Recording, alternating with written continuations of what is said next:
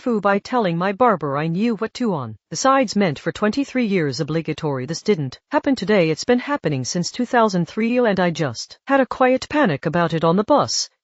42. When I was 19 I walked into a barbershop for the first time as an adult, meaning my mom wasn't waiting in the car, and the guy asked me what I wanted and I had not prepared for this. In my head I assumed haircuts worked like ordering coffee, where you say a word and the professional handles the rest.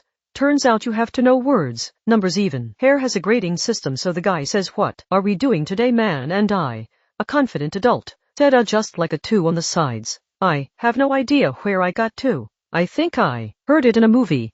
I think the movie was Varsity Blues. I don't know. He nodded. He cut. I tipped 15 because I had read somewhere that's what adults do. I walked out. I looked fine.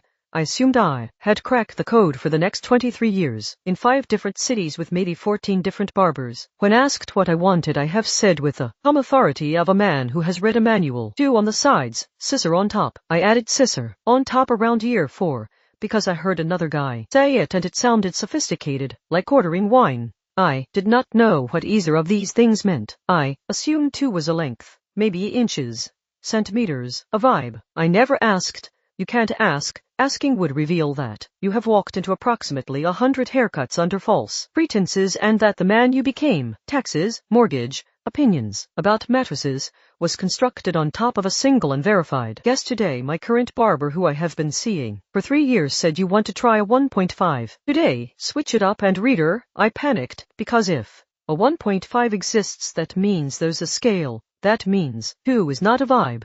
That means somewhere in the cosmos there is a 0 and a 3 and presumably a 7, and I have been LARPing as a man with hair opinions since the Bush administration.